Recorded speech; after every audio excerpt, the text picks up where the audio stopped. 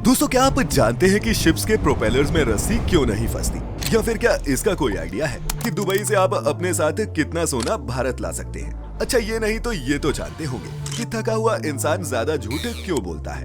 नहीं जानते ना? इसीलिए तो 2026 में भी फैक्टिफाइड की उतनी ही जरूरत है जितनी 2019 में थी। तो बांध लीजिए अपनी अपनी कमर पेटियां एक बार फिर और तैयार हो जाइए इस रोमांचक सफर पर जाने के लिए। लेकिन एक वादा कीजिएगा कि इस सफर में कुछ काम का सीखो। तो अपने दोस्तों के साथ ये वीडियो शेयर जरूर करो।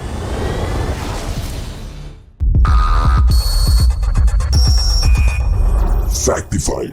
Facts on your face. Fact number 1। अब वैसे तो समंदर के बीच एक छोटी सी रस्सी भी हजारों करोड़ के इन विशालकाय शिप्स को बड़ी प्रॉब्लम में डाल सकती है। लेकिन दोस्तों, क्या आप जानते हैं कि इतने बड़े बड़े शिप्स के प्रोपेलर्स में कोई रस्सी, कोई फिशिंग नेट क्यों नहीं फंसते? अगर नहीं तो होता ये है कि शिप के प्रोपेलर ब्लेड्स नॉर्मल फ्लैट नहीं होते, बल्कि कर्व्ड और एंगल्ड होते हैं। ऐसे में कोई रस्सी या फिर फिशिंग नेट जैसे ही इनके पास आती है तो इनमें लपेटने की बजाय वो उसे दूर धकेल देता है। Simple physics. वैसे मॉडर्न शिप प्रोपेलर्स में डेडिकेटेड रोप गार्ड या फिर लाइन कटर सिस्टम्स भी इंस्टॉल्ड होते हैं, जो प्रोपेलर के बिल्कुल पास एक शार्प रिंग जैसा स्ट्रक्चर होता है, जो किसी भी रस्सी के प्रॉब्लम बनने से पहले ही उसे काट देता है। इन सेफ्टी सिस्टम्स के अलावा आज के शिप्स में इंजन और प्रोपेलर लोड लगातार मॉनिटर किया जाता है, जो एक अर्ली वार्निंग सिस्टम की तरह काम करता है। जैसे ही प्रोपेलर पर एक्स्ट्रा लोड पड़ता है, इंजन पैरामीटर्स चेंज होने लगते हैं और क्रू को पता चल जाता है कि प्रोपेलर्स में कुछ गड़बड़ है। ऐसे में शिप की स्पीड कम करके डाइवर्स की मदद ली जाती है, जो प्रोपेलर्स की जांच करते हैं और अगर उनमें कुछ फंसा हो तो उसे निकालने का काम भी। Fact number 2। दोस्तों, दुबई में सोना सस्ता है और वहाँ की ज्वेलरी चमकती भी बहुत है। ऐसे में क्या कभी आपने ये सोचा है कि दुबई घूमने जाने पर आप कितना सोना अपने साथ ला सकते हैं? अगर नहीं तो आपको बता दें कि महिलाएं 4 तोला यानी कि 40 ग्राम सोना अपने साथ बिना कोई कस्टम ड्यूटी दिए ला सकती हैं, बशर्ते उसकी कीमत 1 लाख रुपए से ज्यादा ना हो।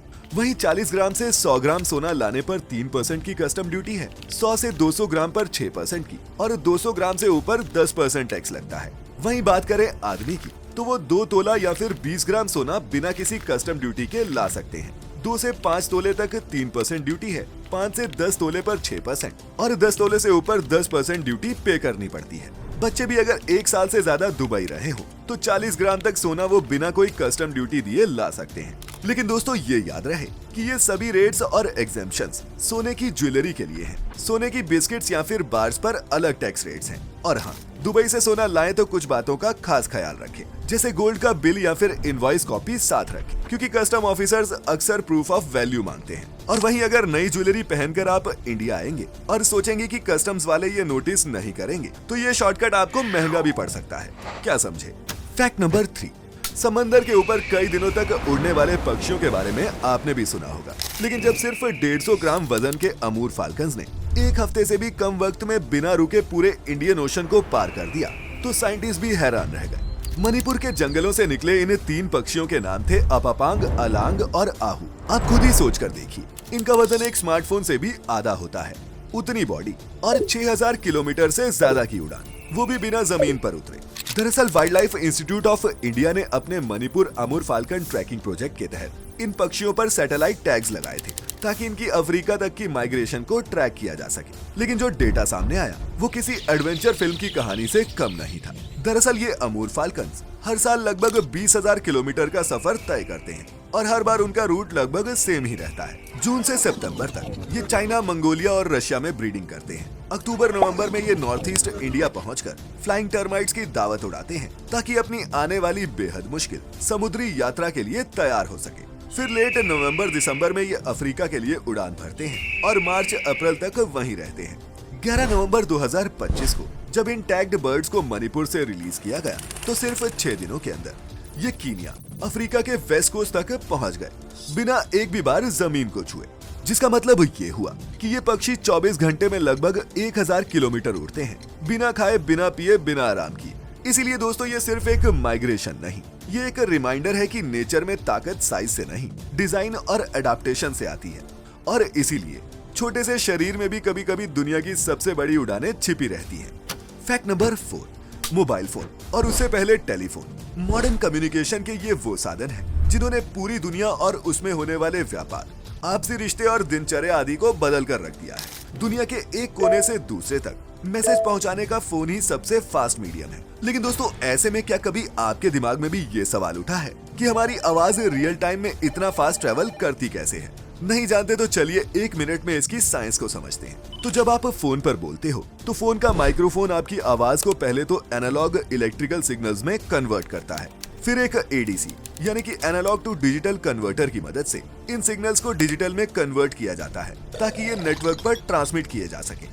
ये सिग्नल्स फिर मोबाइल नेटवर्क या फिर इंटरनेट के थ्रू ट्रेवल करते हैं, कभी मोबाइल टावर से, कभी सैटेलाइट से, तो कभी फाइबर ऑप्टिक केबल के जरिए। वो डिजिटल सिग्नल का ही कमाल है कि इन फाइबर ऑप्टिक केबल्स में आपकी आवाज भी लाइट की स्पीड से ट्रेवल करती। फिर लोकल नेटवर्क के जरिए जब ये सिग्नल सामने वाले के फोन तक पहुंचता है तो उसका स्पीकर उन इलेक्ट्रिकल सिग्नल्स को वापस साउंड में बदल देता है और सामने वाले को लगता है जैसे आप पास ही बैठे हो। और दोस्तों, ये सब हो भी जाता है महज 30 से 80 मिलीसेकंड्स के अंदर, जो हम नोटिस भी नहीं करते। यही कारण है कि जब नेटवर्क अच्छा नहीं होता तब लेटेंसी बढ़ जाती है और हम हेलो हेलो करते रह जाते हैं। फैक्ट नंबर 5, दोस्तों सोच कर देखिए, अगर दुनिया के 8 अरब लोग एक ही साथ ताली बजा दें तो क्या होगा? क्या धरती हिल जाएगी? क्या कोई सुपरसोनिक शॉकवेव बनेगी या फिर दुनिया भर में कोई भयंकर धमाका सुनाई देगा? तो जवाब है नहीं। हाँ, आवाज बहुत लाउड होगी, लेकिन वो आवाज न तो परमानेंट होगी और न ही दुनिया को हिला देने वाली। रीजन भी सिंपल है, आवाज हवा के जरिए ट्रैवल करती है और जैसे जैसे वो फैलती है वैसे वैसे कमजोर होती जाती है। एक और इम्पोर्टेंट बात ये है कि दुनिया के सब लोग एक जगह खड़े ही नहीं हो सकते। तो कोई इंडिया में ताली बजा रहा होगा तो कोई अमेरिका में, कोई समंदर के पास होगा तो कोई पहाड़ों के बीच। इसीलिए 8 अरब लोगों की ताली एक जगह कॉन्सेंट्रेट होने की बजाय पूरी धरती पर बिखरी हुई होगी और इसी वजह से न तो कोई अर्थक्वेक आएगा और न ही कोई ग्लोबल शॉकवेव बनेगी। हाँ, एक चीज जरूर हो सकती है, अगर आप उस जगह खड़े हो जहाँ लाखों लोग एक साथ ताली बजा रहे हो तो कुछ सेकंड्स के लिए आपके कानों को झटका लग सकता है और दिमाग में सन्न की आवाज गूंज सकती है, लेकिन पूरी दुनिया के लिए वो बस एक पल का शोर होगा और फिर वही खामोशी। तो बात सिंपल है बॉस, ऐसी ताली कभी बज तो नहीं पाएगी, लेकिन सोचने और इमेजिन करने से दिमाग की प्रैक्टिस ही होती है, क्या समझे? फैक्ट नंबर 7, दोस्तों कामयाबी बिना कंफर्ट जोन के बाहर निकले नहीं मिलती। जो अपनी हदों से पार पाते हैं दुनिया उन्हें ही सलाम करती है और इसकी एक शानदार एग्जांपल है Hollywood actor Leonardo D Caprio, जिन्हें आप टाइटैनिक के जैक के नाम से पहचानते होंगे। लियोनार्डो ने अपने करियर में इंसेप्शन, जेंगो अनचेन्ड और the Wolf of Wall Street जैसी कई लाजवाब परफॉर्मेंसेस दी, लेकिन फिर भी ऑस्कर उनसे दूर ही रहा। फिर आई साल 2015 की फिल्म द रेवेनेंट, जो उनके करियर का सबसे मुश्किल चैप्टर बन गई। इस फिल्म के लिए वेजिटेरियन होने के बावजूद लियोनार्डो को स्क्रीन पर बाइजन का कच्चा लिवर खाना पड़ा। इस फिल्म की ज्यादातर शूटिंग -30 से -20 डिग्री सेल्सियस जैसे एक्सट्रीम टेम्परेचर में हुई है।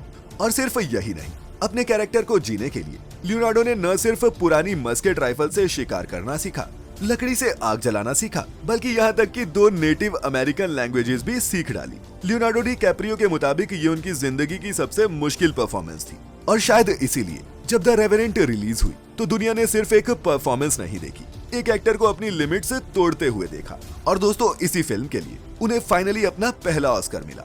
दोस्तों, ये कहानी सिर्फ एक अवार्ड की नहीं है, ये तो सबूत है कि जब हम कंफर्ट जोन के बाहर जाते हैं तभी जिंदगी हमें वो देती है जिसके हम वाकई में हकदार हैं। फैक्ट नंबर 8, दोस्तों क्या कभी आपने ऐसी गरीबी के बारे में सुना है जब किसी जगह के लोग मिट्टी खाने को मजबूर हो जाएं?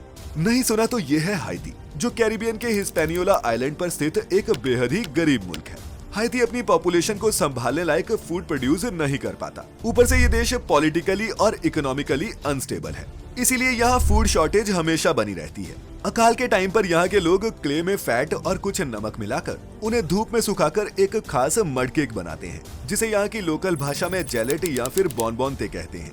ये कुछ कल्चर्स का हिस्सा भी है और पर्टिकुलरली प्रेग्नेंट महिलाओं को दिया जाता है। ऐसा भी नहीं है कि पूरी हाइती की पॉपुलेशन ये कंज्यूम करती है, ये तो वो फेमाइन फूड है जिसे बहुत ही बुरे अकाल के टाइम पर सर्वाइवल के लिए इजाद किया गया था और फिर ये कल्चर का हिस्सा बन गए। हाइतियन लोगों के मुताबिक ये मड केक्स मिनरल्स का एक अच्छा सोर्स है, इसीलिए यहाँ के सबसे गरीब लोग इन्हें बनाते भी हैं और बेचते भी। जी हाँ, ये आपको गलियों में ऐसे बिकते मिल जाएंगे जैसे अपने यहाँ बेकरी वाले बिस्किट्स बिकते हैं। तो दोस्तों, क्या आप इन मिट्टी के बिस्किट्स को ट्राई करना चाहेंगे? नीचे कमेंट्स में लिखकर जरूर बताएं। फैक्ट नंबर 9, अब वैसे तो हम इंसानों से कितना भी झूठ बुलवा लो, पॉलिटिशियंस को तो इसमें महारत हासिल होती है, लेकिन क्या एक इंटरेस्टिंग बात जानते हैं कि जब इंसान थका हुआ होता है तब वो और ज्यादा झूठ बोलता है। अगर आपको यकीन नहीं तो चलिए इसके पीछे की साइंस को समझते हैं। असल में होता ये है कि जब हम ज्यादा थक जाते हैं तो दिमाग का एक बहुत ही इंपॉर्टेंट हिस्सा जिसे हम प्रीफ्रंटल कॉर्टेक्स कहते हैं, वो स्लो काम करने लगता है। यही हिस्सा हमें सेल्फ कंट्रोल, डिसीजन मेकिंग और सही गलत में फैसला करने में सक्षम बनाता है। सिंपल शब्दों में कहें तो यही हमें गलत काम करने से रोकता है। लेकिन जैसे जैसे थकान बढ़ती है वैसे वैसे ये सिस्टम वीक पड़ने लगता है। असल में सच बोलना दिमाग के लिए एक मेहनत का काम है। चीजों को याद रखना पड़ता है, बातों को लॉजिकली जोड़ना पड़ता है और हर जगह सेम कहानी मेंटेन करनी पड़ती है। पर जब ब्रेन की एनर्जी लो हो तो वो इस मेहनत से बचने के लिए शॉर्टकट लेता है और अक्सर यही शॉर्टकट कोई बहाना, आधा सच या फिर कोरा झूठ बन जाते हैं। साइकोलॉजी में इस कंडीशन को डिसीजन फैटीग कहते हैं। तो क्या आपके साथ भी कभी ऐसा होता है? नीचे कमेंट्स में लिखकर जरूर बताएं। और दोस्तों, अब वक्त हो चुका है आज के इस एपिसोड के आपके अपने योर ओन फैक्ट का। लेकिन ये क्या, कमेंट बॉक्स तो खाली पड़ा है। खैर, हम वापस ला रहे हैं अपने एपिसोड्स में फैक्टिफाइड फैमिली के लिए योर ओन फैक्ट, जिसमें आप हमें भेजते हैं कोई ऐसा फैक्ट जिसे पहली बार जानकर आप भी हैरान रह गए थे। तो अगले एपिसोड में मेंशन होने के लिए नीचे कमेंट्स में अपना योर ओन फैक्ट जरूर लिखें। बाकी हमारे जिन जिन व्यूअर्स को हमारी वीडियोस की नोटिफिकेशन नहीं मिल रही, उनसे दरख्वास्त है कि फैक्टिफाइड को एक बार अनसब्सक्राइब करके फिर से सब्सक्राइब कर लें। जल्द ही फिर मुलाकात होगी, तब तक के लिए आप सभी का बहुत बहुत शुक्रिया।